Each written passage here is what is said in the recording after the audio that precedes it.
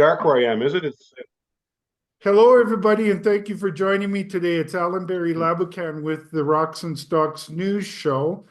And today I have one of the sponsors of our work in Sokoman. Sokoman is run by Tim Froud, and I'm happy to have him on today. Thank you very much for joining me, Tim. always a pleasure, Alan. I love this show. Love Uh, doing it. Thank you very much. Well, I think what makes me a little bit different than most, Tim, is that I've got 30 years of exploration experience, and I've had the opportunity to be mentored by great geophysicists, geochemists, geologists, and a lot of experience in doing these kind of interviews. So I think it gives me some insights and ways of presenting the story that makes me different than a lot of my peers.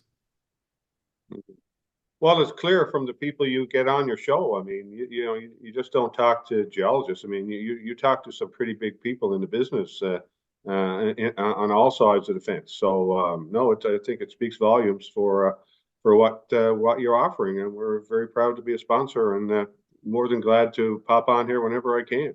Well, the reason for the call today is that you had some, what I find very important info, news. This may go out tomorrow. I'm not quite sure yet, but the news was regarding your trenching. And on a big picture perspective, Tim, Moosehead has been a project that I've been very excited about, as have you, for a few years. And because it's an orogenic gold system. And now, understanding orogenic gold systems like at the Red Lake mine or the Fosterville mine, which is on the top of my mind today, Tim, because prior to our interview, I listened into the Agnico Eagle webinar regarding their spectacular quarterly report. And the topic of Fosterville came up. And it's quite impressive that, that project was in production for, a couple decades in the uppermost portion of the property of the project. And then they really started to understand the depth. And when they got to that depth, even to this day, they've recently reported a couple ounces over multiple meters. Mhm. And so they're still figuring this system out. Now, you guys have been at it for a handful of years. But this recent work, I think, is very exciting because it exposes, with your surface sampling, it exposes veins that you can then see what's around the veins and what's in the veins. And, what kind of stood out to me is that you're also seeing visible gold starting right at the surface. You see it in your drill holes. Let's talk about this trenching, why you're doing it, and what you're finding as you're doing it. Well, thank you for that excellent introduction. And I agree with all of your comments with regards to Fosterville. I had the very good fortune a few years back, prior to the Fosterville becoming the mine it became, to have visited the Fosterville site. And I have a couple of rocks actually that I drag around with me sometimes. And that shows that I kind of put down next to one of our core boxes, and really you can't really tell the difference, especially in the high grade stuff. Very lucky that I had been there actually, and this was before we even acquired the Moosehead project. So it was kind of interesting how things kind of come around like that. And always remember to collect a few rocks when you go on field trips.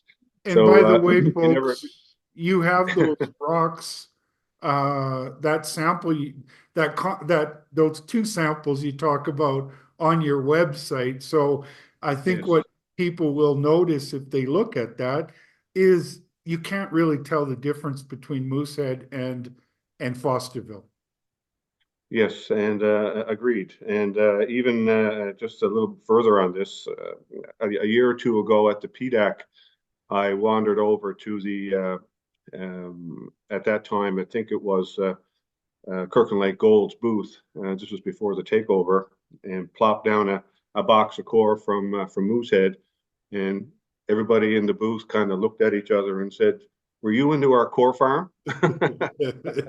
So anyway, that was a good vote. That was a good vote, in the positive side there. But anyway, back to the task at hand. Yeah, the news today is an update on what's going on, and it may not seem like it, but there's quite a bit going on at Moosehead right now, Alan. And the Fosterville story aside, we're trying to figure out our own system, and for the first time, high grade mineralization has been exposed at surface on this property. For over 30 years, this project has been worked by obviously before we got our hands on it. And some people have tried to get down to bedrock. There's an awful tough layer of hard pan that that was problematic for a few days until we got a good ripper on the backhoe. But anyway, we got down to it, and I think people who haven't seen it will certainly be impressed with some of the pictures I'm about to show you. And but the reason for it is it's time. We've been drilling on this project now, and there's a lot of questions that remain unanswered. Really, ultimately, what is the exact structural regime that we're sitting in? I think David Collar, Dr. David Collar, our structural consultant, who actually will be on his way to see this in just a few days. He's coming over November 3rd to continue his evaluation and piecing the story together.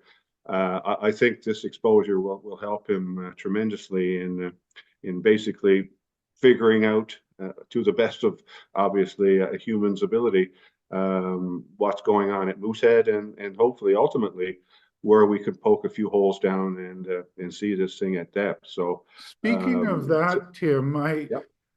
Could you explain a little bit the difference between a geologist being able to see something in a drill core compared to being able to walk on top of it? Well, you get to see things.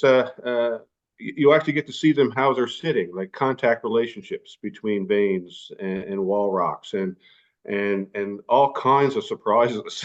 And you'll see a couple of these in the upcoming slides. But you just learn so much more, and you say, oh, okay, so that's what's going on. So okay, so this is how this kind of works, and it's just a great opportunity to learn about your deposit. And we're learning as we go.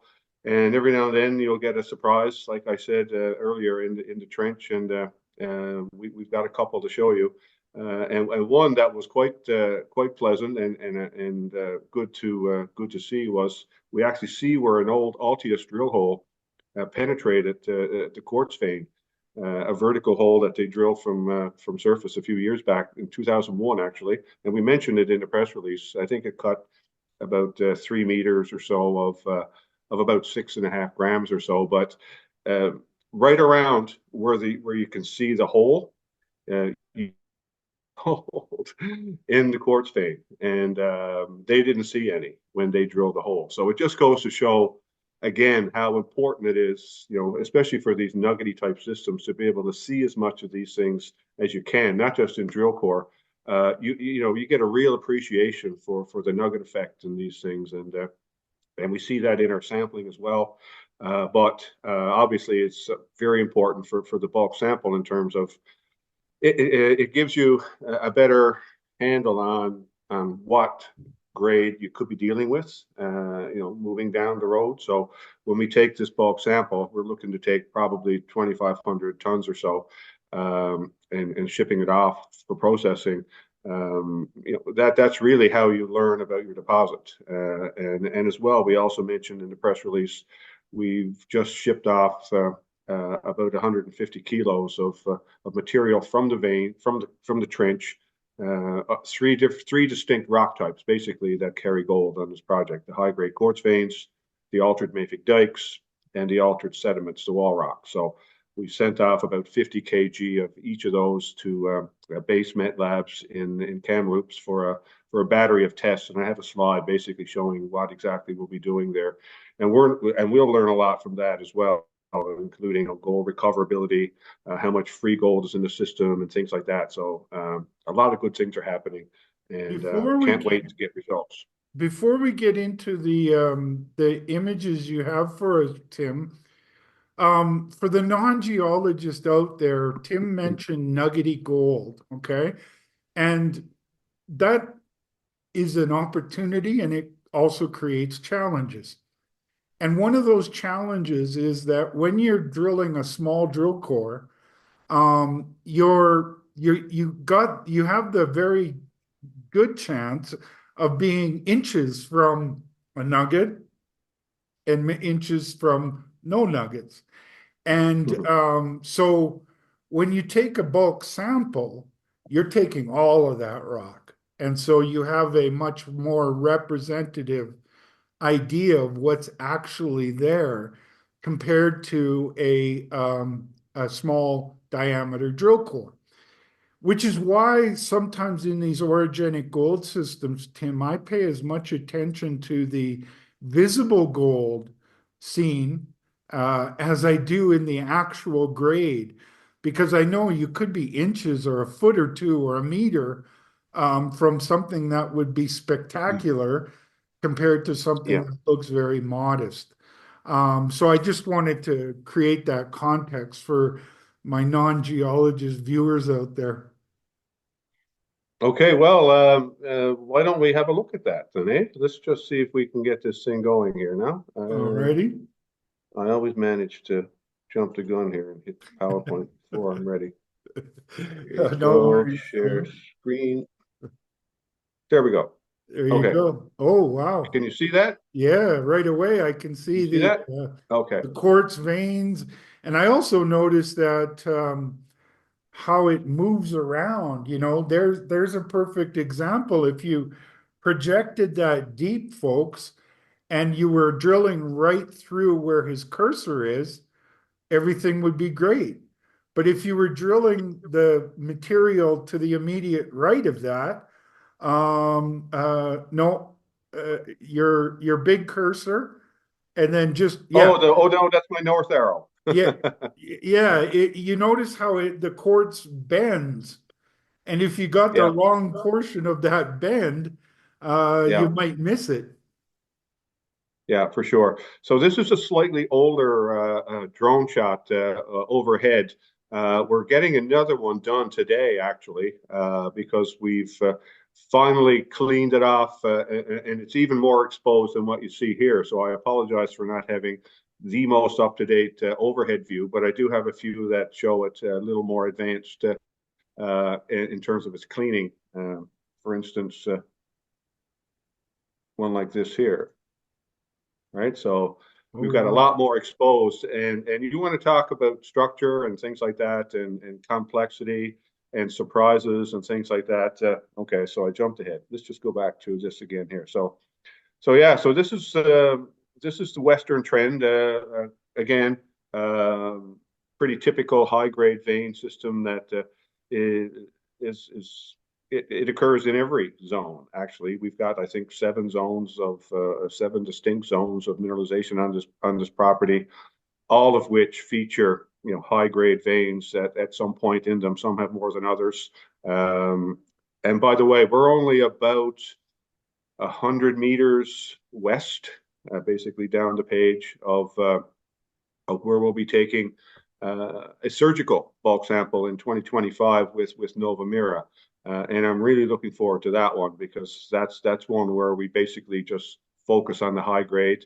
And I won't get into that right now because we're looking at what will be, hopefully in short order, part of our bulk sample, our conventional bulk sample, drill and blast basically, and muck it out. So what you're seeing here is basically uh, this is quartz. So this is basically, and for scale, I apologize, I don't have a scale bar on there, but if I zoom in, you should be able to see a rock hammer Oh there wow. somewhere just in the bottom of the screen.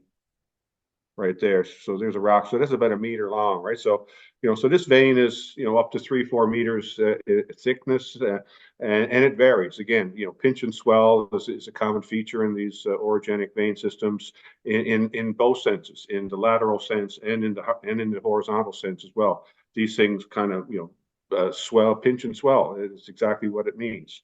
So, and along the margins here, we're seeing good banding, which is a typical feature as well at the Fosterville deposit. You get good banding, commonly near the vein margins, and the banding consists of fine-grained assemblages of antimony as stibnite at Fosterville, but as boulangerite here in this system, and at Newfound Gold over the hill behind us here.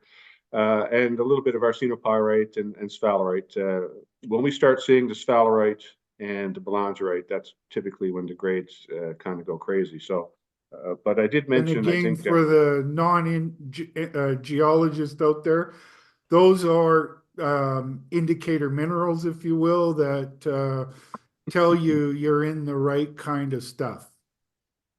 okay, can you see my cursor? Yes, Okay, you see this little pink plus sign here? yes. Well, this little dark spot here is actually where the Altius drill hole penetrated the quartz vein in 2001. Oh, They wow. almost missed it, actually. They're only about 10 centimeters away from the edge of the vein. And I think I mentioned as well, it's also 10 centimeters away or less from some visible gold. And again, they never reported gold in that drill hole. So it just goes to show how close you can be. You can be in the right system and you'll get a 6 gram vein, but 10 centimeters away, you probably could have had a 60-gram vein. So, And you and this is, also are only 10 centimeters away from totally missing the vein and 10 yes, centimeter from hitting the juicier exactly, numbers in the exactly. vein. Now, typically at Moosehead, we do get some, obviously, clearly some alteration and mineralization in the host rocks as well, and that's one of the things we published a table of results in today's press release showing that we just didn't sample the quartz, that we actually sampled the wall rocks where they were exposed and cleaned off. We have much more of that to do, by the way, but we did do a first pass basically just to get a handle on what's going on here, and I was pretty happy with everything. Pretty well every sample we cut had gold in it, and that's really important, especially when you're taking a bulk sample. You don't want your basically your rocks because you can't. It's really hard when you do a drill and blast to separate unless you hand sort the material. But then that's really high grading, so you really need to include some of what rocks are actually enclosing the high grade You veins. want to get as representative as you can. Exactly, exactly, and maximize the amount of gold you actually take out of a deposit. You can't be just high grading the veins. People do it obviously, but in this situation, we get up to 5 grams in some places in the wall rock. So that's And you pretty were significant. mentioning there that you're seeing gold. And folks, again, that's important because you're right at the very top of the system. And these systems have very deep roots. And they spread out and move around all over the place. And so to see that visible gold in all over the place at the surface, I think is pretty exciting, especially for me. Absolutely. So we're just going to skip ahead now to the next slide, and I apologize for this being sideways, but this kind of the way it ended up getting made. But so what we're looking at here, and I'll zoom back just so we can see it all. So that's that same exposure, and with the channel samples roughed on there, just so you can see approximately where we actually did take the the samples from. And again, I just want to point out where the Altius hole intersected the vein right here, and we we actually got grades that are approximately the same as what they got in their drill hole. I think it was six point something grams per ton over about 3 meters. So this channel here cut 4.5 grams over 4 meters, and this channel here cut 22 grams. And So that's again, only obviously, 2 meters apart. yeah, Exactly. Yeah. So Wow. so that's how variable these things can be. And again, it's so important to actually get data like we're going to get when we do the bulk sample and the metallurgical work as well, just to see how gold recoveries and how gold behaves in the way they're going to test this thing. So so again, It's we've impressive really that everywhere you took a channel, it all kicks gold up to yes. very high grade gold. Exactly. And just to demonstrate that, I'm just going to skip ahead now to this slide here. Basically, and I'll zoom back because we can get it all in. So compiled. So these are the compiled results for the 7 channels we cut. And what I've done is just made them, obviously bigger so you can read them. But also I broke out just what was quartz, and you can see that, without fail, the quartz is definitely what's carrying the day in terms of the higher grades.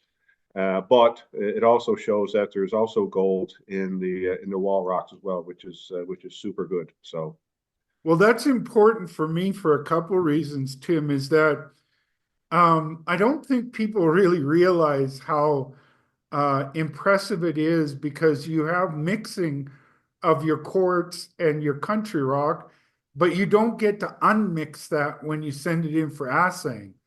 And yes, so, the gold is all in the quartz, and your ultimate goal is to find continuous quartz.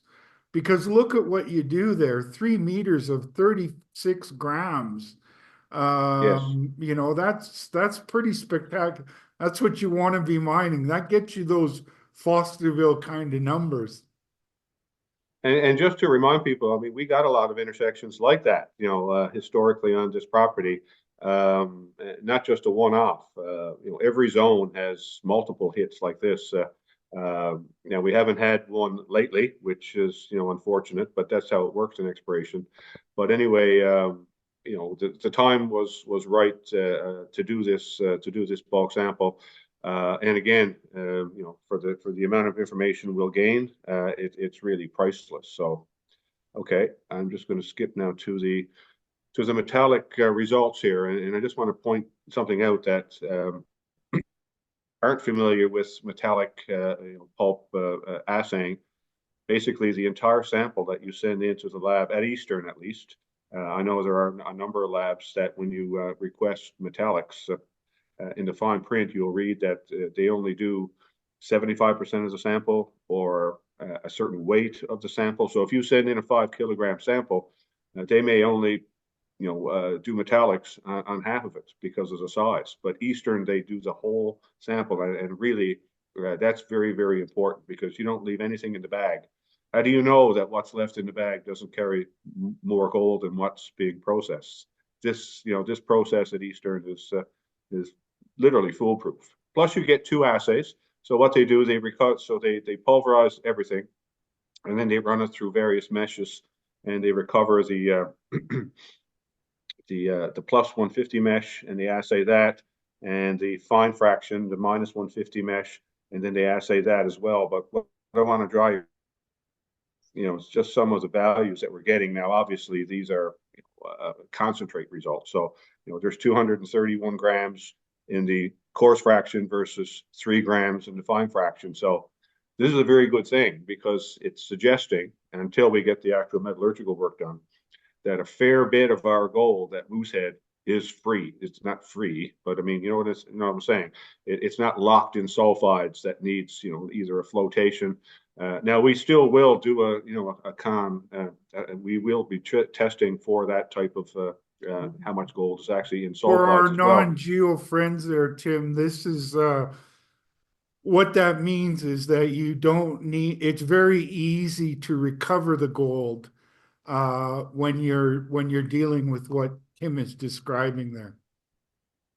Exactly. So then what they do, so you get 2 assays. So you get the coarse fraction, which is over here, and then you get the fine fraction, which is over here, and then they blend them. So you actually get a weighted average. So this is what brings obviously 200 down to earth, really.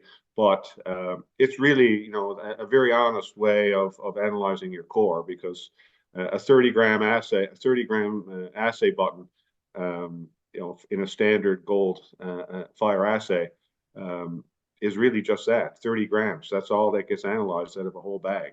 Whereas this, you capture all the gold and all the So sulfides. So that's also in parts per billion. So for yes, those that want to convert that into parts per million, which gives you your grams per ton, 9148 would be 9.1 grams per ton. exactly. And don't yes, these are mind-blowing numbers. There's 2.9 million ppb, which is 2,900 grams, but you have to realize that it's obviously a concentrate, and when you blend it with the 20 grams or so that you get at the in the fine fraction, you end up with still a pretty good number, 99.1 grams per ton. That's over 3 ounces.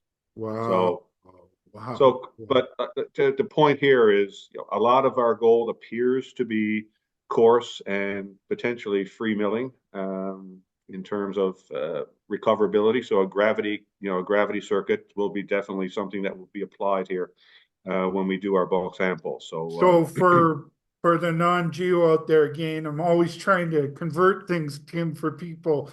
If it's encapsulated in sulfides, you have to Yeah, separate that, okay? And yes, that yes, takes heat and temperature to separate that, which comes with a very big cost.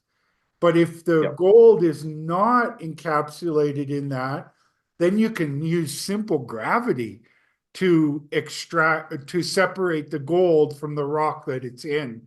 And so, absolutely. this is a very important factor when it comes to recovery that Tim is describing. Yes, thank you, Alan. So I'm just going to go back to the first slide again. So, okay, so, and don't forget, this is a slightly older picture than the next one I'm going to show you. So we're going to be looking at this same system from the side. So we're going to be looking at it kind of in that direction. So here we go. So, okay, so here's that main quartz vein that you saw, and it comes along here and goes behind this little knob and comes out this way. Look at what's happening over here. We've got a Wow. splay. We've got a splay that we never realized was there until we cleaned it off. And I did Oh, mention in the press release as well that we'll be doing some additional drilling in this area now because of this, right? Because of these splays. I mean, this is practically perpendicular to the main quartz body here. So again, things you learn when you're able to see the geology, right? and So if you were now we've trying got to a drill that, if you were trying to drill that and you were cutting across the main vein or the one vein, you very well yes. could have missed that splay. And the Oh, you would splay have, looks as especially. in the Oh, splay Alan, looks as, for oh, sure. sorry, Yes, you would have, especially if you were drilling and collaring through this system here, because you never would have seen this vein here. And I right, think the channel sample right there, you can actually see one of the channels we took. That would be channel 7. That cut, I think, a meter of, what did I get? I think a meter of 5.7 grams. So, I mean, wow, here's a target, right? There's another target. It's amazing, right? So wow. there's structural complexity. So Dave Collar will have a field day out here. I'm sure we're going to have to drag him away every day, kicking and screaming. But there's certainly lots of information here, Alan, and we'll just take another look now at the bigger picture. So here it is. So here's the main vein coming towards us now, and this actually goes underneath the water here. But there's that offshoot, and look, there's a big blowout over here as well that Wow. we saw gold over here too, and that hasn't even been sampled yet. So this is all, like I said, you learn so much when you actually get in and do this trenching. Now, all of this will probably get a haircut, and I'm not sure exactly when we'll actually be doing the drilling and blasting, but all of this will comprise a component of our bulk sample. What you're seeing there is probably a 20-meter long by 20-meter wide block of geology that will be blasted down probably about 2 to 3 meters, and all of that will then go into the mix, So and you're we'll going see to what comes get out. some dilution there. You're not just sampling the quartz. No, right? no, no, no. Everything is going. In fact, That's what you can't see in this image in this direction here is there's actually a mineralized visible gold-bearing quartz vein cutting through this mafic dike just on the other side. So everything here is mineralized. It's amazing. And if you look, I'll zoom in here a little bit so you can get a better appreciation for it. and look at all You those can little see all the veins. veins. See all these little veins? Yeah. All of these veins are mineralized, and these ones over here as well. So this is the dike, this darker rock here, and this is the sediments. So all three of those rock types. So we've got the obviously the high grade quartz. So the We've quartz got the veinlets are getting into the sediment sitting right beside yeah it. So that begs yeah the question, what's below that? yes. Sorry, I should have put this on.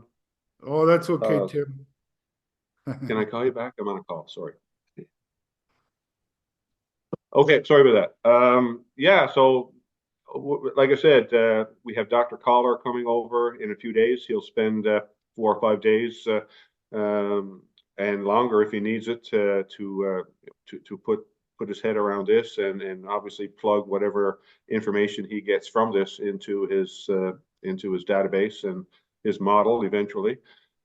And as well, what you're looking at will be basically part of our bulk sample in a few weeks or months, whenever we get the green light to do this. And yeah, at the end of the day, we'll see what we get out of this. By the way, uh, the total amount of samples that we took measured 26 meters in total, I think, with an average grade over the entire package of 6.6 grams. So, Oh, my. that's pretty good for an open pit. If you get a 6 gram open pit, you've got something pretty good. Most open pits are a gram or two. Or That a sort of half thing. a gram these days. So yeah, I mean, it's too early to tell. Clearly, I mean, No, you can't base that on a series of channel samples. Although it's probably a more reliable number than drill holes in terms of being more representative. The nugget effect is lessened, and yeah, and as well, same thing for the bulk sample. it's It'll tend to smooth out all those anomalies, basically the highs and the lows and the near misses. it's pretty So spectacular when you get to look at it like this. Like you see the veins, you see the direction, you see how they can move around. You also yeah, see, look at all of those veinlets that are going into the sediments, yeah. and it's pretty spectacular stuff. And I don't know how that translates to investors, but from an explorer's perspective and a geologist, that's phenomenal what you're seeing there. Yeah, I know. Indeed, it is. And here it is again, looking down on it. And yeah, the amount of veining is quite impressive. There's, I think, 4 generations of quartz veins here. Two of which are mineralized. One is mineralized kind of weakly. It doesn't carry the high grade, and of course the other type, obviously being the high grade Fosterville type quartz, but. Yeah, there's certainly some questions will be answered, I think, in this exposure once Dr. Collar gets here and gets his feet on the ground. And yeah, looking forward to his report. And ultimately, a few deeper drill holes will come out of this as a result of what he learns and what we learn from this exposure. It kind of, for investors out there, you can kind of think about it like a network of tree in a tree root. You've got Yes. all these roots going down. And the thing about orogenic gold systems is those roots go down for thousands of meters. And here you are at the top of the root system, and look at what you're getting for grade at the top of the root system. Yeah, yeah, for sure. Like we knew that this feature was here, that this major vein was here because there was a drill hole through it in 2001. The reason why we decided to stick our buckets down here and get rid of all the dirt. What we didn't know was what's going on here. And you really can't see the quartz blowout here. But if I go back to that other photo right here, you can see it. Yeah. Almost as large as this guy over here. So, a few meters in thickness. And again, this is something that we'll be chasing with the diamond drill now from surface. And now that we've got a good handle on its dip and its apparent trajectory, but again, just surprises in the positive sense for us here with this excavation. And you never would have known that if you drilled and didn't get lucky. No, and before we forget or get on too far, so this Ooh. is the kind of work that we've agreed to with Basement Labs out in Kamloops. So there's going to be a battery of tests, put forward on the 150 kg of material we sent them, and yeah, this is pretty standard stuff. And we'll answer a lot of questions about gold, how it's behaving, its recoverability, are there any nasties in here, et cetera, et cetera. So we look forward to getting these results, and we should have these before Christmas, which would be a nice present, I think, for our shareholders. Absolutely. And you said that you broke it into three different batches. Can you Yes, shine some just to light on that? see, yeah, because there's clearly three kinds of material here that carries gold, and they're all kind of different. So you want to know, obviously, the main feature here for especially the quartz is how much gold is going to just fall out of it in terms of getting it in a gravity concentrate. But we also need to know how the other material could help or hinder possibly gold recoveries in some strange way. I'm not a metallurgist, so obviously I'll have some questions for these guys once we get the results. But clearly, this is a very important step in moving this project forward. It will help certainly when we do the main bulk sample here. It will help guide, obviously, those that will be handling our material the best way to maximize recoveries. And I think that's a very important thing when you're shipping 2,700 tons. You don't want to leave half your gold on the table, sort of thing. So, right? At least I don't. That's for sure, Tim. Well, Yeah. that's the whole goal of a bulk sample is that you're getting all the gold and a more Yes. Yeah. representative sample. Exactly. So, yeah. So just another look again at the main exposure, featuring the three ore types, if I can use the word ore here. The quartz, the mafic Well, dike don't get here. yourself in trouble there, Tim. You better call Okay, them scratch that. units Bleep or that out. something. You can put a bleep on that, can you? And the sediments over here on the side. So yeah, so we're So looking forward to getting. do I got that right, Tim, that you'll be taking 50 kilos out of the quartz, 50 kilos out of the sediments, and another 50 kilos from some other country rock? Absolutely, the dike. Yes, the Yeah, dark dike that you saw there. This guy. Let's go back to this one here. You can see it pretty better here. So this brownish kind of mass here is the altered dike, and the greenish gray stuff is the sediments, and of course the quartz is the white stuff. So, and got they've it. already received a sample. In fact, Monday they'll start processing it. So it arrived safely, first Good. class, Perfect. Air Canada, or Pure Later, whatever they fly it, whatever they fly. But anyway, yeah, it's there and in good hands. So Good deal. Wow, okay, again, Tim, I mean, if I was a major mining company and I was looking at this and I'm interested in orogenic gold systems, this is like an eye opener. yes, I agree. Yeah, well, we'll Yeah. update as well our website with a few more photos, hopefully in a day or two, once we get the drone image processed, and yeah, that everybody enjoys a view as well from above.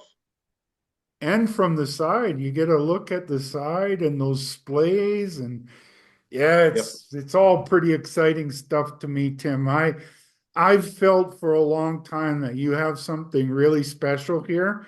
And you know, sometimes special things come with their challenges too, folks. You got to figure them out. But you definitely have something that should be figured out, Tim. Like if anybody wants to read the history of the evolution of Fosterville, that kind of took a few decades for them to figure out where the swan zones that were company makers for Kirkland Lake and are just cash machines. Being 5 years into it, or whatever the years are, that you're still really literally scratching the surface here. Yeah, and again, I'll remind people that this is the first time in the project's history that anyone has seen, high grade mineralization exposed and cleaned off like this, where you can actually look at it and measure it and study it and uh, just be impressed, really. So you got a structural geologist expert that's going to look at all this, Tim, and try to project what is happening deeper down. And I think he will also learn more stuff when you look at some of the array of past drilling. So that's another part of this whole plan of arrangement.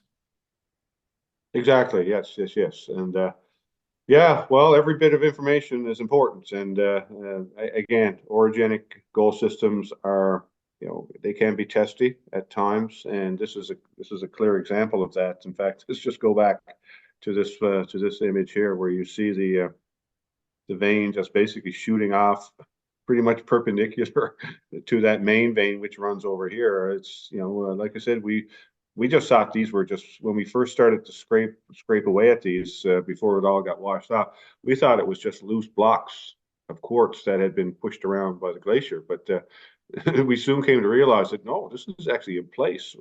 Oh, Wow, look at that. So again, there's a drill target, and we will be drilling it probably in the next week or 10 days.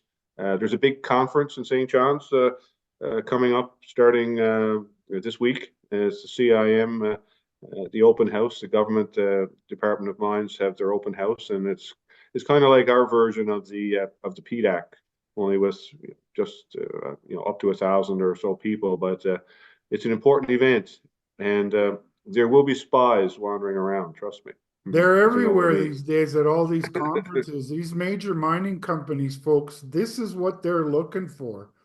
This Yeah. is no, sorry. This is the kind of information that they're looking for to then be able to understand what's going on deeper. Now, I had another question for you, Tim, that is you got the structural geologist. Now you've given him a whole lot more to understand. I've seen some seismic work that has me quite impressed over at Newfound Gold. Yes. And have you ever thought about using seismic to try to? I know it won't probably. You can definitely see structures and how that root system might be acting at depth. Now, they did a big multi-million-dollar program over the entire project. I'm wondering if you could do more localized stuff on a more cost-effective way. Has that ever been a thought of your team? I know you've tried geophysics in the past, but those Mhm. methods of geophysics might not help you as much as maybe seismic would. Well, we've thought about it, and of course, we watched very intently, the work that and listened for results, obviously, that Newfound put out with respect to their seismic, and they feel it worked for them. Actually, What the reason it's a lot of these things are on my mind because I see other results. They just had results that I think it was this morning of a deep Yes, hole with very yes. high grade over 6 or 7 meters. So that seismic work is helping them target deeper into the root system. Yeah, one thing we were cautioned about was if you or if your systems are vertically dipping at all, and we do see this and now, and especially it's very evident here. Like that main quartz vein is actually dipping pretty well vertical to steeply dipping to the east about 80 degrees or so. Um, Seismic will have difficulty with that Ah, because the right. reflectors are basically it works per gravity was made, or sorry, gravity seismic was designed to look for the oil patch basically and looking for flat lying structures. Right. That's its Like primary goal is to look. pools of oil, not narrow veins that go Yes. vertical. So not to say that there aren't any folds or anything over at Newfound, but we felt that what we knew about our property that it wouldn't or could possibly not be effective to see vertical structures and anything and as we know now from the drilling we have done, all of our zones are you know fairly steeply dipping to the east, anywhere Okay. from 55 to in this case 80 degrees. That vein is dipping 80 degrees to the east. It may not be the best way to look for more of this sort of Okay. stuff, so we So decided not to do it. what is the way to do that, Tim? Like here, you would have had to have been drilling a hole in one direction and then turn that 90 degrees and drill another hole into something that was blind to you.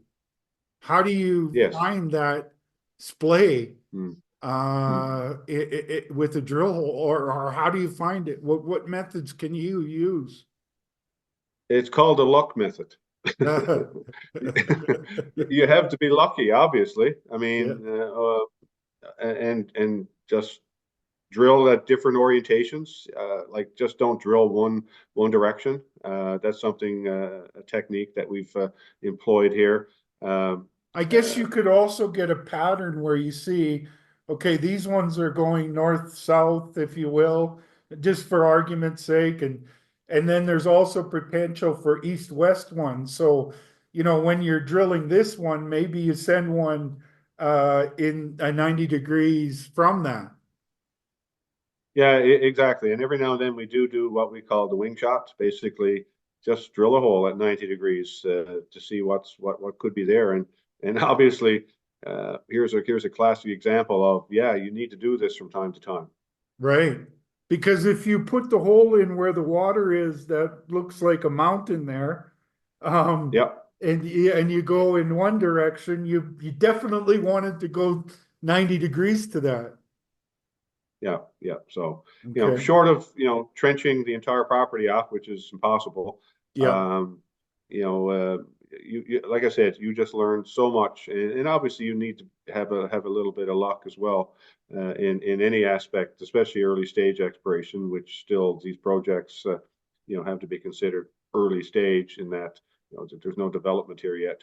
But yeah, But you're definitely seeing some patterns there that justify what you're going to do with the drill hole. I mean, there's a yep, perfect example. You know, yep. the only way you would have hit the splay is to drill 90 degrees to the hole you drilled to hit the main vein. I know. Yeah, I know. It's scary, isn't it? But Well, exciting at the same time. it's scary, but it's all about adding up the preponderance of evidence. To justify a hole that is or 90 degrees to what you drilled without seeing this is kind of, well, are you totally wildcatting? But when you see Yeah, this, you say, hey, folks, we got to drill that one. yeah. And this, I can't recall obviously all the holes we've drilled to see how many we've drilled, say, perpendicular. And I know we have drilled most of the zones in multiple directions, but this could open the door for. I'm thinking South Pond. Had some really, really, really nice grades there as well. And uh, maybe we need to revisit South Pond again to see what's going on down there. Especially if this turns out to be something of any size. If it can be a zone, I don't know what we would call it, the offset zone, I guess, or something. Yeah. We haven't named it yet, but anyway, it's still part of the Western trend for now. So, but but yeah, I was overjoyed when we got to this level, and I think still there's really good things to come here yet at Moosehead.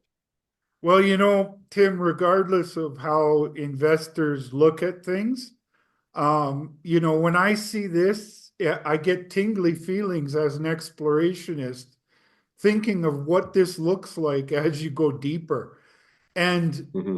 when you're in an orogenic gold system, this is giving you more evidence that you're into a very special orogenic gold system here at Moosehead.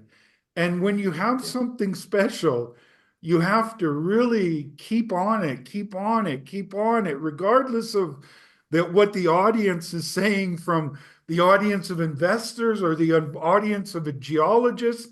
But I'll tell you what, if a geologist has any expertise in orogenic gold systems, seeing what I'm seeing there has to get their blood flowing as well.